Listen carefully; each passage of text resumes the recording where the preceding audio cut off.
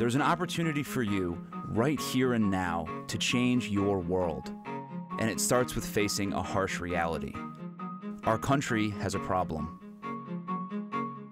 At first glance, it's a problem that may seem worlds away from your comfortable existence.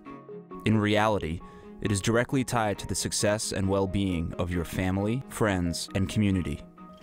And it affects every state in the nation. For the first time in our country's history, 1 out of every 100 adults is living behind bars. That's an increase of nearly 300% over the last 30 years, more than any other nation. Common sense tells us that increased incarceration has made our society a much safer place to live in, but crime rates are nearly the same as when the number of prisoners was just a fraction of the present total.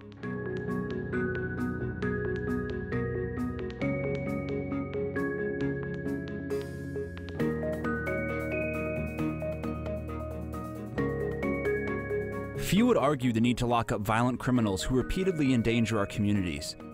However, mandatory minimums, prison terms for parole and probation violations, and the so-called war on drugs have crowded our prison cells with non-violent, lower-level offenders. Drug offenses alone account for 45% of federal prisoners, 56% of state prisoners, and 64% of local jail inmates.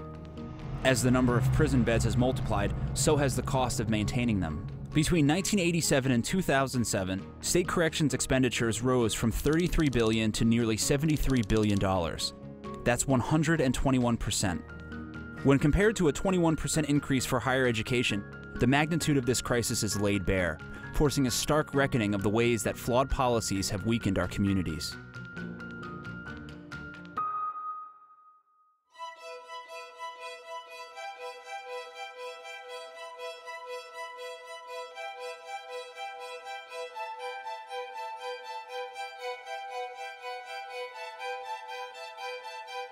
The massive expenditure on corrections affects everyone, but struggling communities that count on state resources for education and social programs suffer most, and the families from these communities become increasingly marginalized. As opportunities dry up, criminal activity thrives. In 2008, over 50% of all adults sent to prison in New York City came from only 12% of its neighborhoods. The dramatic absence of so many family members, neighbors, and economic producers and consumers is devastating.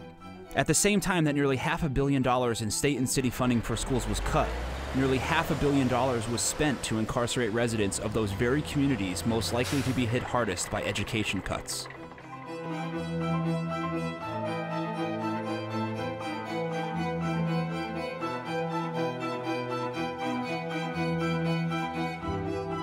In the state of Connecticut, for every dollar spent on higher education, $1.03 is spent on corrections.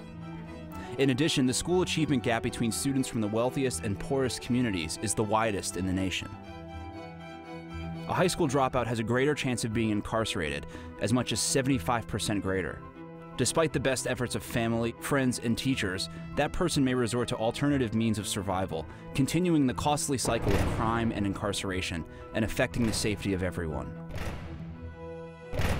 So how do we put a stop to the erosion of whole communities, the hemorrhaging of our state's financial coffers, and the loss of priceless human capital, and still effectively punish criminal activity?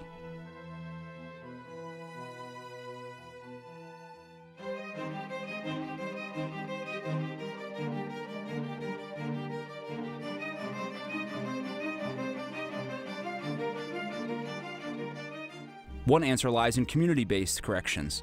The guidance from a thoughtfully designed, well-funded parole or probation program can determine whether a person becomes a responsible community member or a repeat offender.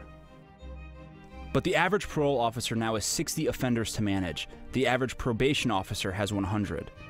It is nearly impossible for the very best of these officers to have substantial contact with each offender. Often the result is jail time for minor parole or probation violations or for new criminal activity. And now that potential provider, employee, and taxpayer must now be cared for 24/7 in an environment far less likely to yield positive outcomes, all at your expense.